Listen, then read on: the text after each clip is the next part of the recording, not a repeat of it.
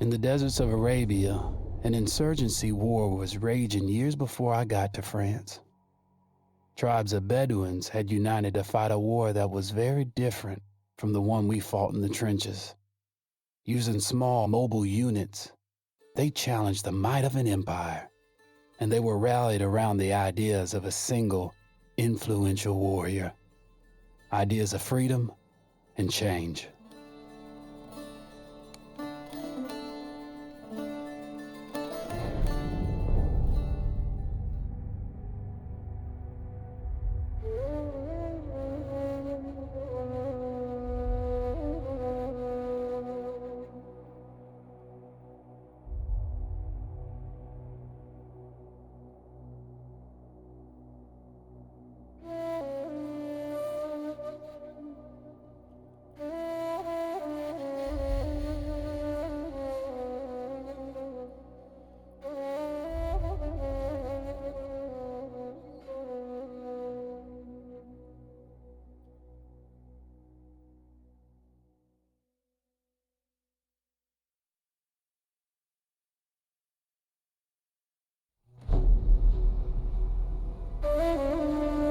The Arabian Desert, a vast ocean of drifting sands and scorched, sun-baked rocks.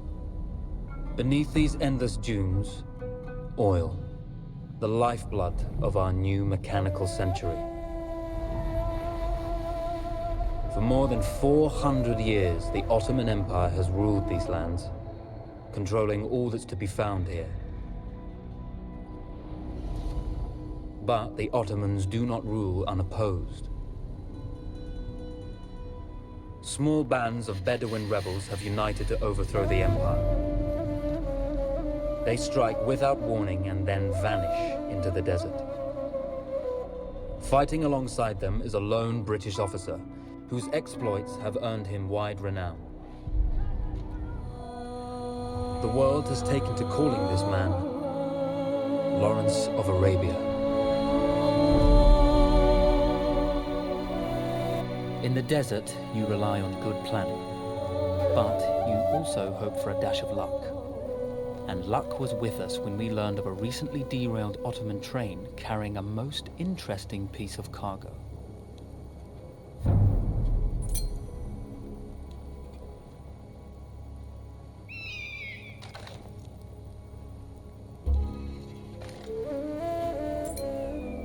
A small patrol had joined the Ottomans who survived the crash.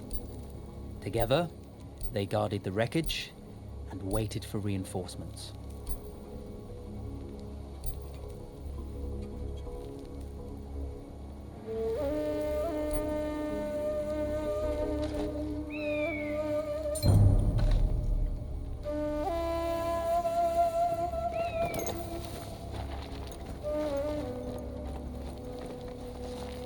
A lone fighter has just one advantage over a large enemy force. A lone fighter can move unseen.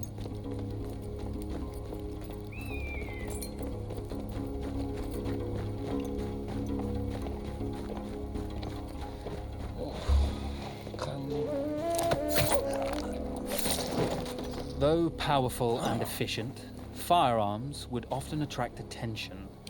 You had to be prepared for the Ottomans to respond in kind.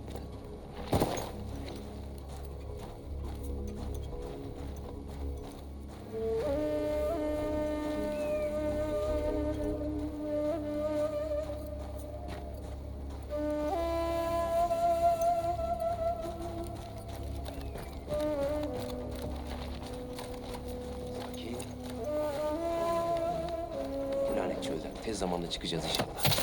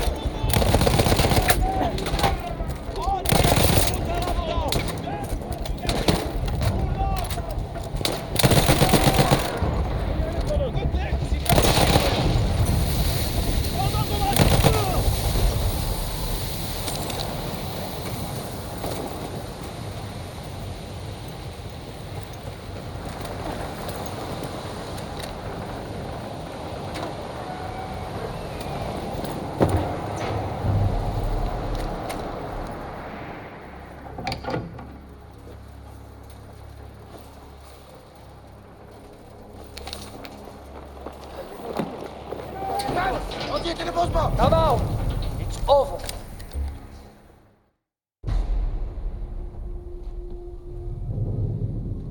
Well, you did not think we would be fast enough to catch you here, did you? Lawrence of Arabia.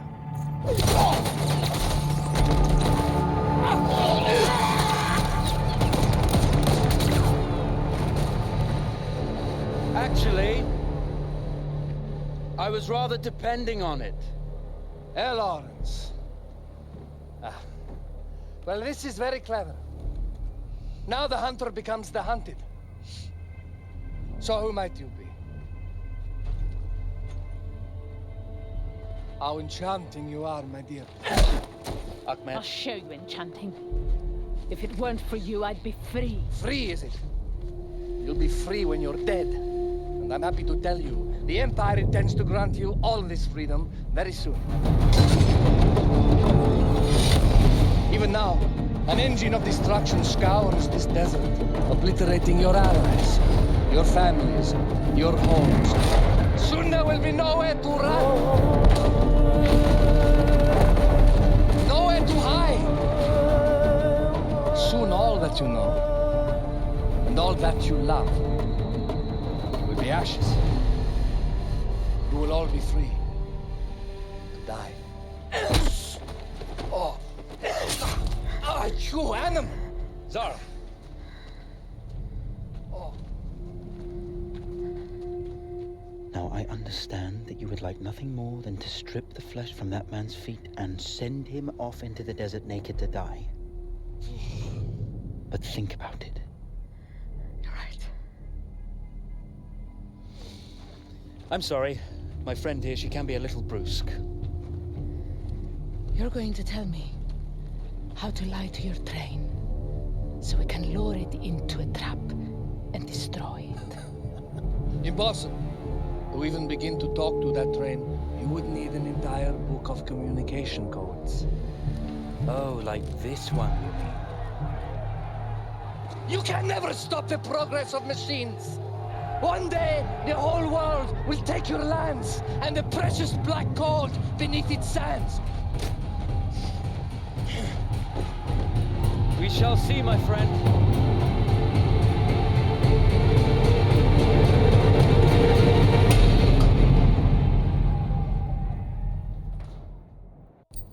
Of course, obtaining the codebook was not enough. To destroy this Iron Dragon, this Canavar, as the Ottomans had named it, we had to send it 3 encrypted messages telling it to stand down. There were Ottoman outposts scattered along the railroad tracks. The commanders there carried high-priority message capsules. We had to use those to send our orders. Infiltrating the village wouldn't be easy. A full detachment of Ottoman soldiers had occupied it. The Ottomans had chosen an isolated location for their desert outpost. It seemed lightly defended. It was also well stocked with arms and equipment. The ancient ruins were all that remained of a civilization now lost to time. The Ottoman Empire brought in the modern world with a host of armored vehicles and field guns. 3 commanders to eliminate, 3 personal message capsules to be stolen, and then sent with our false orders. How Zara tackled this dangerous and audacious mission was up to her.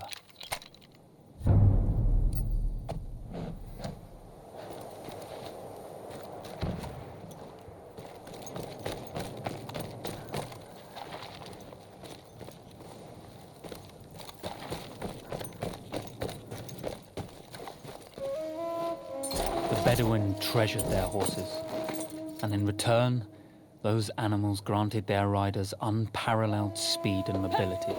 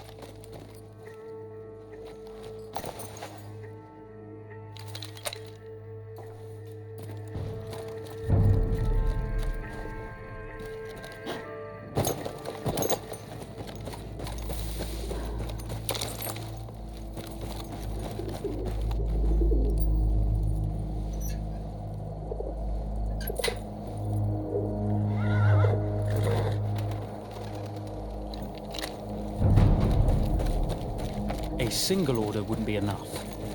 Ottoman protocol required the message to be received in triplicate before the train would acknowledge it as genuine.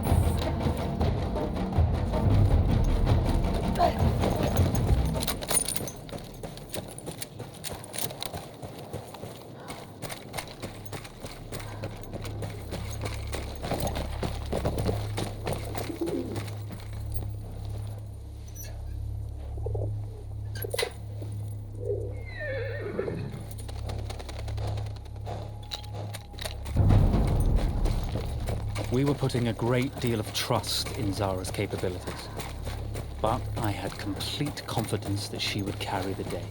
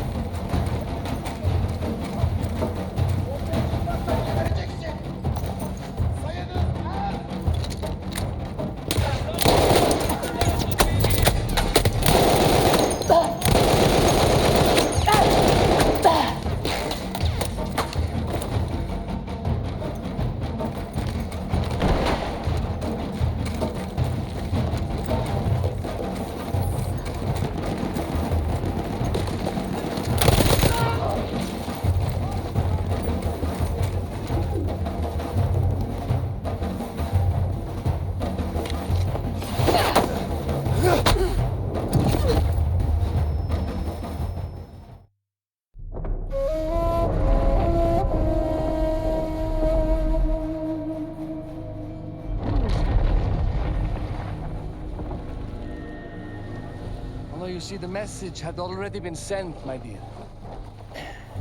Not the message you would have wanted. Lawrence was such a good host. It almost seemed rude to escape. I made sure to note the location of Lawrence's camp, of course.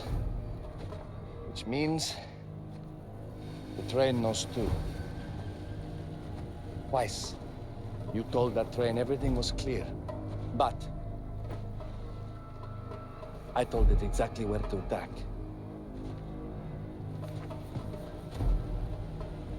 The beast has your scent, my dear. And it's coming to slaughter you and your little band of rebels. First, the firestorm from the cannon. Then, up close with the troops to slaughter any survivors.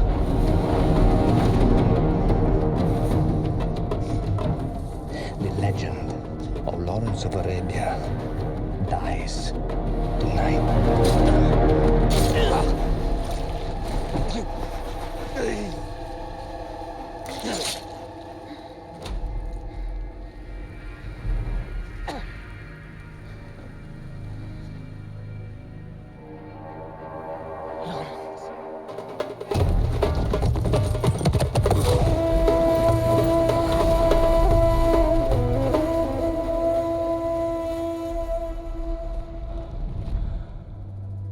You slipped away just in time.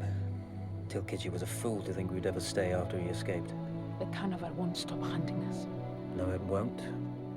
Let me think. The train's coming a long way.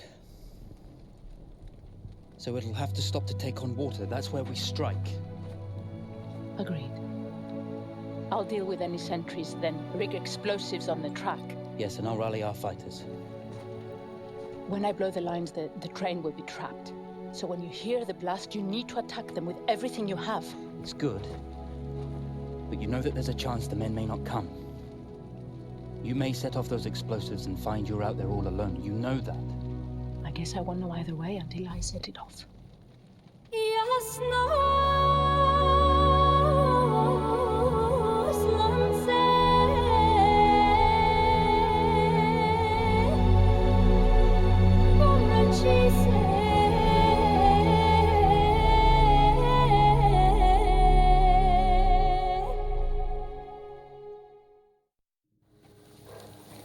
Man makes plans, and God laughs. As it turned out, the small town where we would ambush the train had a significant enemy presence. Those troops would have to be dealt with before the explosives could be set.